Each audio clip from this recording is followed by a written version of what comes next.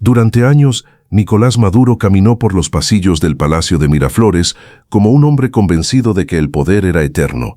Sus apariciones públicas estaban cuidadosamente calculadas, uniformes impecables, cadenas de televisión obligatorias, discursos que podían durar horas y una narrativa repetida hasta el cansancio, que Venezuela resistía, que él defendía la soberanía, que cualquier ataque internacional era parte de una conspiración extranjera. En Caracas, su imagen aparecía en pantallas, murales, oficinas estatales y cadenas nacionales. Para millones, era la figura dominante del país. Para otros, era el rostro de una crisis que empujó a más de 8 millones de venezolanos a abandonar su tierra desde 2014. Mientras la economía se desplomaba y la inflación devoraba salarios, Maduro seguía rodeado de escoltas, ministros y una estructura estatal diseñada para blindarlo. Desde que asumió la presidencia en abril de 2013, tras la muerte de Hugo Chávez, su vida estuvo marcada por un control casi absoluto del aparato político. Su residencia, su seguridad y sus movimientos estaban protegidos por capas de inteligencia, militares y cuerpos especiales. Nunca caminaba solo, nunca aparecía sin protocolo. Su rutina era la de un jefe de Estado que se sabía cuestionado, pero también respaldado por un sistema construido para sostenerlo. En cada evento internacional, proyectaba calma. En cada entrevista, mostraba firmeza, pero detrás de esa imagen ya se acumulaban investigaciones, denuncias y expedientes internacionales. El punto de quiebre comenzó a dibujarse con más claridad en noviembre de 2021, cuando la Corte Penal Internacional abrió formalmente una investigación por presuntos crímenes de lesa humanidad cometidos en Venezuela. Fue un hecho histórico. Por primera vez un país latinoamericano enfrentaba un proceso de ese nivel en ese tribunal. Las denuncias hablaban de detenciones arbitrarias, torturas, persecución política y ejecuciones extrajudiciales, especialmente desde al menos abril de 2017. Maduro respondió con su habitual discurso desafiante. Dijo que cooperaría, pero negó cada acusación. En público, seguía mostrando control. En privado, el escenario comenzaba a cerrarse. A pesar de la presión internacional, durante años mantuvo su posición. Sobrevivió a sanciones, protestas masivas, desconocimientos diplomáticos y acusaciones de fraude electoral. Incluso después de las elecciones presidenciales de julio de 2024, ampliamente cuestionadas por observadores internacionales, el aparato estatal anunció su reelección. Miles salieron a protestar. La respuesta fue una nueva ola represiva. Organizaciones de derechos humanos denunciaron arrestos masivos, desapariciones forzadas y campañas de intimidación conocidas dentro del país como operaciones de persecución política. Pero una vez más, Maduro se mantuvo en el centro del poder, hablando desde los balcones oficiales como si nada pudiera tocarlo. Ese era su mundo: salones oficiales, reuniones estratégicas, escoltas armados, acceso irrestricto a recursos del Estado. Un universo donde las órdenes salían desde la cima y eran ejecutadas sin demora. Un espacio donde el presidente podía hablar durante horas mientras el país enfrentaba escasez, migración y colapso institucional. Para él, la política no era solo administración, era supervivencia. Y entonces todo cambió. Reportes judiciales y medios internacionales informaron sobre su captura y traslado a territorio estadounidense para enfrentar cargos federales relacionados con narcotráfico y narcoterrorismo. Fue una noticia que sacudió la región. El hombre que había gobernado Venezuela por más de una década, que aparecía rodeado de poder y blindaje, ahora vestía uniforme carcelario y comparecía ante un tribunal federal en Nueva York. El contraste era demoledor, del salón presidencial al centro de detención, de las cadenas nacionales a una celda vigilada, de ordenar a otros a esperar instrucciones de custodios. Según reportes judiciales, fue recluido en una unidad de máxima seguridad dentro del Metropolitan Detention Center de Brooklyn, una zona descrita por fuentes como una cárcel dentro de otra cárcel. No era una prisión convencional. Era un espacio reservado para detenidos de alto perfil y riesgo. Vigilancia permanente, movimiento restringido, comunicación limitada. Sin privilegios políticos, sin asesores entrando y saliendo, sin micrófonos. El impacto psicológico de ese cambio es difícil de exagerar.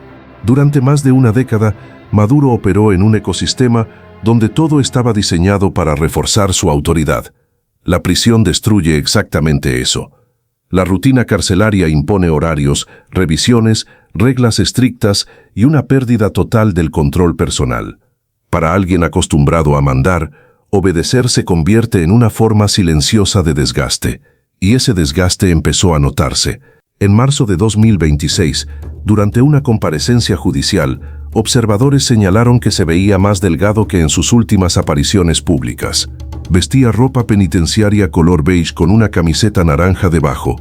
No era la imagen del líder desafiante en televisión. Era la de un detenido sometido al protocolo del sistema penal estadounidense. Su equipo legal incluso argumentó ante el tribunal que no podía financiar adecuadamente su defensa debido a restricciones impuestas sobre fondos venezolanos, abriendo un debate sobre su acceso a representación legal. Lo simbólico era devastador. Un hombre que durante años manejó recursos estatales, alianzas políticas y redes de poder, ahora discutía ante un juez la posibilidad de costear abogados. ¿Puede alguien acostumbrado al poder absoluto soportar un entorno donde no decide ni la hora de sus llamadas? La prisión no destruye solo la libertad física, desmantela la identidad construida alrededor del mando. Y en el caso de Maduro, ese proceso parece estar ocurriendo día tras día. El aislamiento extremo es una de las piezas más duras de este escenario. En unidades especiales, el contacto humano se reduce al mínimo, conversaciones breves, supervisadas o inexistentes. Horas enteras en espacios cerrados. Rutinas repetitivas, silencio. Para cualquier persona, eso genera presión. Para un líder político acostumbrado a la constante interacción y al ruido del poder, el impacto puede ser aún más severo. En ese entorno, desaparecen los símbolos externos. No hay banda presidencial, no hay despacho, no hay aplausos, solo paredes, procedimientos y tiempo, mucho tiempo. Y el tiempo en prisión funciona distinto. Cada día pesa más porque se parece demasiado al anterior. En libertad, un líder puede llenar su agenda con reuniones, decisiones y estrategias. En confinamiento, el margen de acción se reduce drásticamente. La mente empieza a girar sobre los mismos recuerdos, los mismos errores, las mismas preguntas. Para alguien con una trayectoria tan marcada por la confrontación política, ese espacio obliga a enfrentar un escenario desconocido, la introspección forzada. Mientras tanto afuera, el país que gobernó sigue moviéndose sin él. Eso también golpea. Porque la prisión no solo encierra al individuo, lo separa del flujo de influencia. Cada noticia sobre reformas, cambios diplomáticos o reconfiguraciones políticas en Venezuela representa una señal de reemplazo. El mensaje implícito es claro, el sistema sigue sin su figura central. Y para un dirigente que construyó su narrativa alrededor de ser indispensable, esa realidad puede ser más dura que los barrotes. Incluso organismos internacionales han insistido en que las estructuras represivas que funcionaron bajo su administración no desaparecen automáticamente con su ausencia. Informes recientes advierten que buena parte del aparato estatal permanece intacto, lo que complica cualquier transición real. Pero en términos personales, la caída es innegable. De jefe de Estado a acusado federal, de conductor político a interno de alta seguridad, de controlar discursos a responder interrogatorios. Cada etapa desmonta una parte del personaje público que construyó durante años, y eso convierte a la prisión en algo más profundo que un castigo judicial. Se vuelve un proceso de erosión, una demolición lenta, no inmediata pero constante. En su caso, no es una caída espectacular de un solo golpe, es una pérdida progresiva, un desgaste que ocurre en pequeñas dosis diarias, al despertar en una celda, al vestir uniforme penitenciario, al depender de decisiones ajenas, al ver cómo su imagen internacional cambia de mandatario a procesado. Y esa es la verdadera fuerza de la cárcel. No necesita gritar, no necesita exhibirse, porque el tiempo hace lo suyo. Reduce certezas, rompe rutinas, vacía símbolos y obliga a mirar de frente aquello que antes podía evitarse con discursos y apariciones públicas. Lo que ocurre con Maduro en este momento no es solo un episodio legal, es un choque frontal entre el poder absoluto y la realidad del encierro. Un hombre que gobernó con control férreo enfrenta ahora un sistema donde él es el controlado. Un hombre que hablaba durante horas ante millones, hoy mide sus palabras frente a jueces y abogados. Un hombre que parecía intocable, ahora depende de procesos, calendarios judiciales y decisiones externas. La historia apenas se está escribiendo, pero una cosa ya es evidente: la prisión no solo lo retiene, lo está transformando, y en esa transformación, día tras día, se redefine el significado de su caída, porque cuando el poder desaparece, lo único que queda es la persona detrás del cargo. Y en un entorno de aislamiento extremo, esa persona no puede esconderse. Ahora, amigos, veremos cómo ese encierro ha comenzado a reflejarse en su cuerpo, en su mente y en la manera en que el mundo interpreta su descenso. Porque la cárcel no solo cambia a quien entra, también convierte su historia en un símbolo. Si quieres conocer esa siguiente parte y entender hasta dónde puede llegar esta caída, deja tu opinión ahora mismo. ¿Crees que el encierro terminará rompiendo por completo a un hombre que vivió rodeado de poder? Suscríbete, porque lo que viene revela la dimensión más humana y más brutal de esta historia. Cuando una figura política vive durante años rodeada de poder, la caída no comienza el día en que pierde el cargo. Comienza mucho antes, pero se vuelve visible cuando el cuerpo deja de ocultarlo. Y eso es precisamente lo que ha empezado a ocurrir con Nicolás Maduro. Durante más de una década, su imagen pública fue la de un hombre fuerte, desafiante, siempre en control, siempre respaldado por un aparato estatal diseñado para proyectar autoridad. Sus apariciones estaban llenas de energía escénica, movimientos amplios, tono desafiante y una presencia física robusta.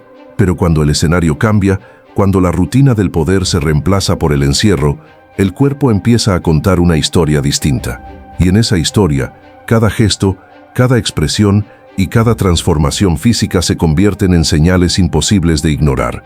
Desde su captura reportada en enero de 2026 y su posterior comparecencia en tribunales federales de Estados Unidos, el contraste con su imagen anterior ha sido evidente para observadores, analistas y medios internacionales. En sus primeras apariciones judiciales, varios reportes destacaron una figura más delgada, con un semblante más contenido y una postura visiblemente distinta a la que mantenía en actos oficiales. Ya no estaba frente a una multitud, ni detrás de un podio presidencial. Estaba bajo custodia, respondiendo a un sistema donde no tenía control sobre el entorno. Esa diferencia no es menor. Para alguien acostumbrado a manejar la escena, verse reducido al papel de acusado transforma no solo su posición, sino también su identidad. Y ahí aparece el primer gran cambio: la erosión física del poder.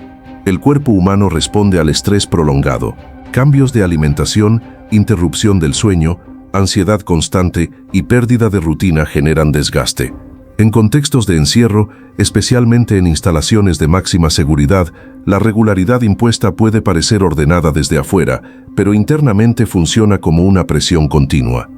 No es solo el encierro, es la incertidumbre, es no saber qué ocurrirá mañana, es despertar cada día con el peso de procesos judiciales, acusaciones internacionales y una reputación global completamente alterada. En líderes políticos, este desgaste suele ser más visible porque vienen de contextos de extrema actividad. Pasan de reuniones estratégicas, viajes, discursos y toma de decisiones a un espacio donde las horas se miden de forma distinta. La energía ya no se consume en dirigir, sino en resistir. Y resistir desgasta. Lo físico, sin embargo, es solo la capa visible.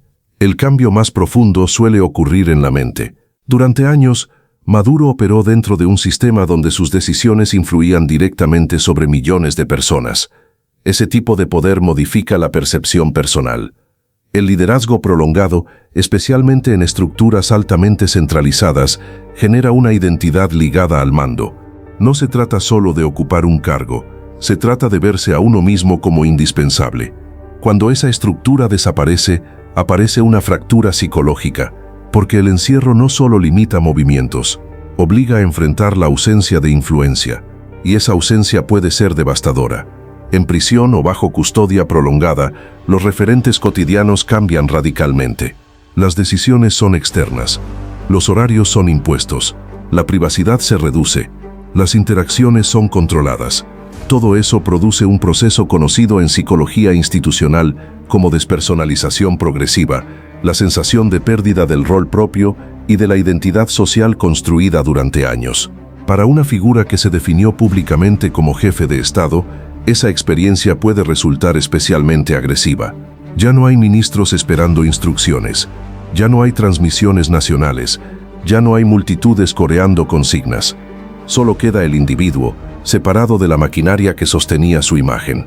Y cuando eso ocurre, emergen emociones que antes estaban cubiertas por la dinámica del poder: frustración, ansiedad, sensación de vulnerabilidad y, en algunos casos, episodios de irritabilidad o retraimiento. No es casualidad que distintos líderes sometidos a procesos similares hayan mostrado transformaciones drásticas en periodos relativamente cortos. La mente se adapta, sí, pero no sin costo. En el caso de Maduro, su situación añade un componente extra: el peso simbólico de ser observado por el mundo como un exmandatario sometido a la justicia extranjera. Esa exposición genera una doble presión: por un lado, la personal; por otro, la histórica, porque cada audiencia, cada fotografía, cada reporte judicial alimenta una narrativa internacional que redefine su legado. Y ahí entramos en el segundo gran tema: el simbolismo de su caída. Porque la caída de un líder no es solo un hecho político, es una imagen. Y las imágenes tienen poder. Durante años Maduro representó continuidad, resistencia y control para su estructura interna. Para sus aliados era la garantía de supervivencia política. Para sus opositores, el rostro visible de un sistema cuestionado por organismos internacionales. Pero en el momento en que deja de ocupar el centro del poder y aparece en condición de detenido, la narrativa cambia por completo. Se convierte en símbolo de vulnerabilidad, y eso altera la percepción global. Su caída deja de ser un asunto interno venezolano para convertirse en una referencia internacional sobre los límites del poder. Porque ningún líder construye su figura pensando en la derrota. Todos proyectan permanencia. Cuando esa imagen se rompe, el impacto trasciende lo personal. Golpea a la estructura que lo sostenía, a quienes apostaron por su continuidad e incluso a la idea de impunidad. En el caso venezolano, el simbolismo es aún mayor porque durante años existió la percepción de que el poder político estaba blindado frente a consecuencias judiciales reales. Las investigaciones de la Corte Penal Internacional, abiertas formalmente en noviembre de 2021 por presuntos crímenes de lesa humanidad, marcaron un precedente clave. Aunque el proceso avanzó lentamente, dejó instalada una idea poderosa: incluso los jefes de Estado pueden quedar bajo escrutinio internacional. Ese mensaje no desaparece, se expande. Y cuando la figura central enfrenta procesos externos, la imagen se vuelve aún más contundente. La caída de Maduro, más allá de lo jurídico, representa la ruptura de una narrativa de invulnerabilidad. Y eso tiene consecuencias profundas, porque en política, la percepción de fortaleza es casi tan importante como la fortaleza misma. Cuando se pierde esa percepción, comienza un reordenamiento. Aliados toman distancia, lealtades cambian, estructuras se reorganizan. La historia reciente ha mostrado que muchas redes de poder sobreviven, pero rara vez lo hacen intactas cuando su figura principal deja de representar estabilidad. Ese proceso ya se ha observado en distintos niveles del aparato venezolano, donde movimientos internos y reajustes estratégicos han sido reportados tras la salida forzada de la figura presidencial. Y entonces surge una pregunta inevitable: ¿qué pesa más para un hombre como él, la pérdida de libertad o la pérdida de relevancia? Porque una celda limita el cuerpo, pero la irrelevancia golpea el ego. Y para líderes acostumbrados al protagonismo, quedar fuera del centro de la historia puede resultar más doloroso que cualquier restricción material. Ese es el núcleo del simbolismo. No se trata solo de un dirigente sometido a la justicia. Se trata de un hombre obligado a ver cómo el relato continúa sin él, cómo las decisiones se toman en otros espacios, cómo su nombre deja de asociarse al presente y empieza a pertenecer al archivo. Ese desplazamiento convierte su caso en una advertencia para otros líderes que creen que la concentración de poder garantiza permanencia. Una advertencia sobre la fragilidad de los sistemas construidos alrededor de una sola figura. Y una advertencia sobre cómo el tiempo puede transformar a quienes parecían intocables. Porque el poder absoluto genera una ilusión peligrosa, la de que todo controlado seguirá siempre bajo control. Pero la historia demuestra lo contrario, y cuando esa ilusión se rompe, el impacto no es inmediato. Es gradual, silencioso, constante, exactamente como ocurre en el encierro. Por eso este caso no se resume en tribunales ni titulares. se resume en la transformación humana detrás del personaje político, en la distancia entre el hombre que hablaba desde un palacio presidencial y el hombre que hoy enfrenta procesos legales en un entorno completamente adverso, en la diferencia entre mandar y esperar, entre decidir y obedecer, entre proyectar fuerza y sostenerse internamente cuando todo alrededor ha cambiado. Ese contraste es lo que convierte su historia en un símbolo tan potente, porque al final, toda caída revela algo esencial. Revela qué quedaba cuando desaparecen los privilegios, revela cuánto dependía la identidad del entorno, y revela si la figura pública tenía una base real o si estaba sostenida solo por la estructura del poder. En el caso de Maduro, esa respuesta aún se está escribiendo, pero el proceso ya dejó huellas visibles, en su imagen, en su discurso, en la forma en que el mundo lo observa, y en la manera en que su nombre ha pasado de representar control estatal a convertirse en referencia de un descenso político de escala internacional. Lo que antes era autoridad, hoy es incertidumbre, y lo que antes parecía permanente hoy se estudia como ejemplo de cómo incluso los liderazgos más cerrados pueden quebrarse. Esa es la verdadera dimensión de esta historia. No es solo la de un expresidente, es la de una figura que encarna la tensión entre poder, justicia, desgaste y memoria. Y mientras el tiempo avance, esa transformación seguirá profundizándose, porque el encierro cambia cuerpos, la presión cambia mentes, pero la caída cambia legados. Te invito a suscribirte. Gracias por acompañarnos en este camino,